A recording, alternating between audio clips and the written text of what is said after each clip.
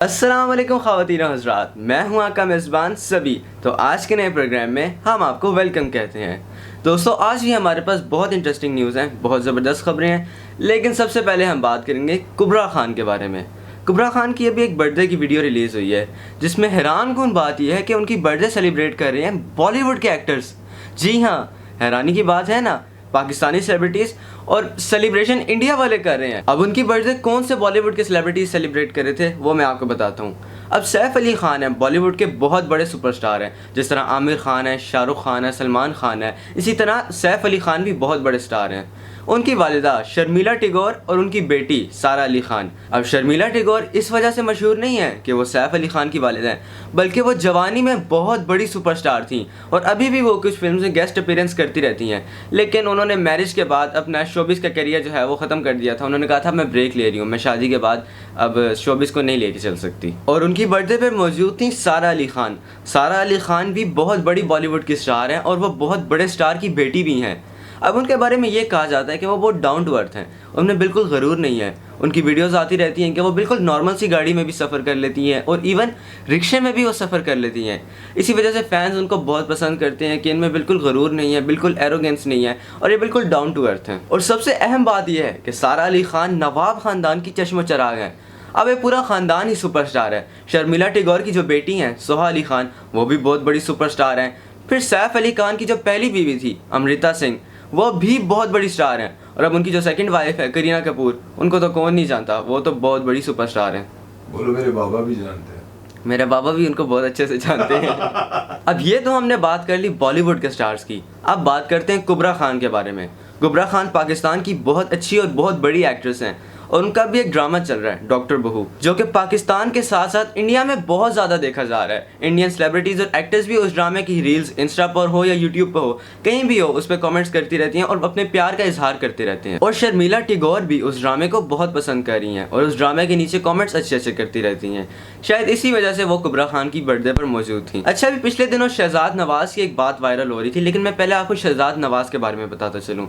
Drama serial doctor बहू में जो सुसर हैं, जो कि विलन का किरदार अदा कर रहे हैं, वो शहजाद नवाज हैं। वो बहुत ज़्यादा कंट्रोलिंग है, मतलब सब पर बहुत ज़्यादा उनका कंट्रोल है कि ऐसे करना है वैसे करना है। तो बेसिकली उनका एक विलन का किरदार है। तो नादिया खान के शो में उन्होंने कहा कि महरीन जब्बार ने मुझे बताया है कि शर्मिला टैगोर मेरे बारे में कह रही थी कि he pisses me off but that means he did a very good job at acting. अब इसका मतलब ये है कि जो एक्टर है, इसकी एक्टिंग जो है, इसका कैरेक्टर जो है, ये मुझे बहुत बुरा लग रहा है और यही सबूत है कि इसने एक्टिंग बहुत ज़बरदस्त की है। अब लोगों ने इनकी इस बात पर यकीन नहीं किया और कहा कि बॉलीवुड के एक्टर्स कहाँ से पाकिस्तानी ड्रामास देखेंगे। लेकिन शायद हम लोग पाकिस्तानी ड्रामास को वाकई बहुत अंडर एस्टिमेट करते हैं। और अब सारी बात सामने आ रही है कि कुबरा खान की बर्थडे पर शर्मिला टैगोर मौजूद थी और उन्होंने कॉमेंट्स भी किए है, तो सब पता लग गया कि शहजाद नवाज सच बोल रहे थे और वाकई में बॉलीवुड में पाकिस्तानी ड्रामास बहुत पसंद किए जाते हैं। अच्छा, एक और आपको मज़े की बात बताता हूँ। इरफान खान, जिनकी अब वफात हो गई है, वफात से पहले वो बहुत बड़े सुपरस्टार थे और जो 5 मेन खान हैं, सलमान खान, शाहरुख खान, आमिर खान और इरफान खान और सैफ अली खान, इनमें इनका नाम शुमार होता था। उनकी जो वाइफ हैं वो बहुत बड़ी डायरेक्टर हैं। उन्होंने भी इस ड्रामे के नीचे कमेंट किया था कि हाजरा यामीन मुझे बहुत पसंद है, इस ड्रामे में वो बहुत अच्छा काम कर रही है और उनकी एक्टिंग बहुत ज़बरदस्त है। So if you are also watching this drama, drop your opinion down in the comments and tell me what you think about this drama. खैर, चलते हैं नेक्स्ट खबर की तरफ और बात करते हैं डॉक्टर ईमान के बारे में। डॉक्टर ईमान एक बहुत मशहूर टिकटॉकर हैं जिनको अरेस्ट कर लिया गया है और सारा इल्ज़ाम मिस्टर पतलू पर आ रहा है। मिस्टर पतलू भी एक बहुत मशहूर टिकटॉकर हैं। इनको अरेस्ट क्यों किया गया है ये मैं आपको आगे चल के बताता हूँ, लेकिन पहले ज़रा बात कर लेते हैं डॉक्टर ईमान के बारे में। डॉक्टर ईमान कोई लड़की नहीं है, ये एक लड़का है। 20-21 साल इनकी उम्र होगी, लेकिन ये बाय फेस बहुत ज़्यादा छोटे लगते हैं। 20 से 21 साल पहली बहुत कम उम्र होती है, ऊपर से और बहुत छोटे लगते हैं। अब ये फेमस अपने कंटेंट की वजह से नहीं है कि बहुत अच्छा कंटेंट बना रहे हैं, लोगों को खुश कर रहे हैं, कोई मोटिवेशनल मैसेज दे रहे हैं, लोगों को सबक आमोज वीडियोस पेश कर रहे हैं, बल्कि ये मशहूर है टिकटॉक लाइव पर गंद करने की वजह से। ये टिकटॉक लाइव पर आकर वल्गर बातें करते हैं, लड़कियों के साथ अजीब अजीब हरकतें करते हैं और लोग इनको बहुत ज़्यादा गिफ्टिंग करते हैं।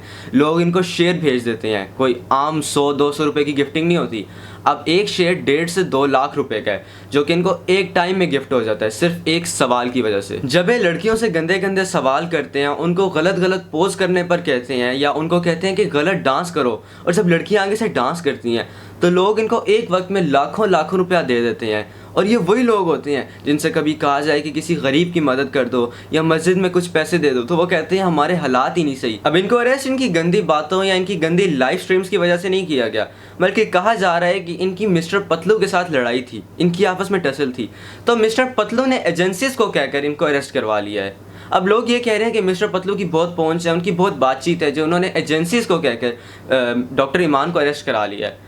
अब मेरा जहाँ तक मानना है कि एजेंसीज अब इस काम में तो नहीं लग जाएंगी कि किसी टिकटॉकर को उठा लो, किसी यूट्यूबर को उठा लो। अगर एजेंसीज का कोई अपना मसला होता तो शायद वो उठा भी लेते, लेकिन किसी और टिकटॉकर के कहने पर किसी टिकटॉकर को उठाना, मैं नहीं समझता कि एजेंसीज ये काम करेंगी। अब लोगों के जहन में इस तरह की बातें इसलिए आ रही हैं क्योंकि मिस्टर पतलू इमरान खान के खिलाफ बहुत ज़्यादा बोल रहे हैं और लोगों को लग रहा है कि इसी वजह से मिस्टर पतलू की पहुँच बहुत ऊपर वाले लेवल तक है, इसी वजह से उन्होंने डॉक्टर ईमान को अरेस्ट करवा लिया। लेकिन रजब भट्ट, जो कि एक और बहुत बड़े पाकिस्तान की यूट्यूबर हैं और वो भी टिकटॉक लाइव करते हैं, उनकी और पतलू की भी आपस में लड़ाई है। उन्होंने इस बारे में ये कहा कि अब एजेंसीज इस काम के लिए नहीं रहेगी कि फ़लाँ टिकटॉकर के कहने पर फ़लाँ टिकटॉकर को उठा लो, या किसी पुलिस वगैरह ने डॉक्टर ईमान को उठाया होगा और कल वो वापस आ जाएंगे, सारा माजरा खुल जाएगा, आप लोगों को सब कुछ पता लग जाएगा। अच्छा, इस बारे में मेरा ये ओपिनियन है कि जो लोग गलत लाइव स्ट्रीम्स करते हैं, गलत गलत अल्फाज इस्तेमाल करते हैं, गलत पोजेस करते हैं, गलत डांस करते हैं, उन लोगों पर बैन लगाना चाहिए, उनको अरेस्ट भी करना चाहिए। और इस टिकटॉक लाइव में जो गलत बातें होती हैं इस पर भी बैन लगाना चाहिए, क्योंकि अगर एक आम शख्स वर्ड टिकटॉकर अपने जहन में सोचता है तो टिकटॉकर से तो उसके जहन में ऐसे ही लोग आते हैं, मिस्टर पतलू, डॉक्टर ईमान और इस जैसे जितने भी लोग हैं जो गलत हरकतें करते हैं। जबकि टिकटॉक की एक ऐसी साइड है जहाँ पर लोग बहुत अच्छा अच्छा कंटेंट बना रहे हैं, बहुत मेहनत करके बहुत अच्छा अच्छा कंटेंट भी लोगों को प्रोवाइड कर रहे हैं और उससे भी वो अच्छे खासे पैसे कमाते हैं। खैर, मेरा ये कहना है कि इस तरह की चीज़ों को बैन करना चाहिए, क्योंकि इससे जो हम जैसे यूट्यूबर्स हैं, जो हम इस काम के खिलाफ बात करते हैं, वो भी बीच में रगड़े जाते हैं कि ये भी इन्फ्लुएंसर्स हैं, ये भी ऐसे ही लोग हैं। अब इस बारे में आप लोगों की क्या राय है कि क्या मिस्टर पतलू ने ही डॉक्टर ईमान को एजेंसी से कह के उठवाया होगा, या फिर डॉक्टर ईमान को लाइव स्ट्रीम्स की वजह से उठाया गया होगा, या फिर मिस्टर पतलू ने अपनी लड़ाई निकालने के लिए पुलिस को ही कह के उनको उठवाया होगा? इस बारे में आपका क्या कहना है कमेंट सेक्शन में ज़रूर बताइएगा। खैर, चलते हैं नेक्स्ट खबर की तरफ और बात करते हैं कराची के उस शहरी की जिसका अब सॉफ्टवेयर अपडेट हो चुका है। हुआ कुछ यूँ था कि पिछले दिनों एक बहुत ज़्यादा वीडियो वायरल हो रही थी जिसमें एक शख्स बाइक पर जा रहा था और उसके साथ बस में ख़वातीन जा रही थी। उस शख्स ने उन ख़वातीन को देखते ही बाइक पर ही बहुत गलीज़ और अजीब अजीब किस्म की हरकतें करने शुरू कर दी, जिसका देखकर लोगों को बहुत ज़्यादा गुस्सा आया। जब वो ऐसी हरकतें करने शुरू हो गया तो उन लड़कियों ने फ़ौरन उसकी वीडियो बनाई और वो वीडियो पब्लिक कर दी। अब जब वीडियो पब्लिक होती है तो ज़ाहिर है इस तरह की वीडियो फ़ौरन वायरल होती है, और जब वायरल होती है तो ऑब्वियसली पुलिस वालों ने उसको देखा होगा और उस बंदे को ट्रेस किया होगा और उस बंदे की अच्छी खासी खातिर तवाज़ो की होगी और उस बंदे का सॉफ्टवेयर बड़ा अच्छा अपडेट किया होगा। और इस सब के बाद उस बंदे की एक वीडियो आती है जिसमें वो रो रो के माफ़िया मांग रहा होता है कि मेरे से गलती होगी, मुझे नहीं पता चला, मैं आइंदा ऐसा काम नहीं करूँगा, प्लीज़ मुझे माफ़ कर दिया जाए।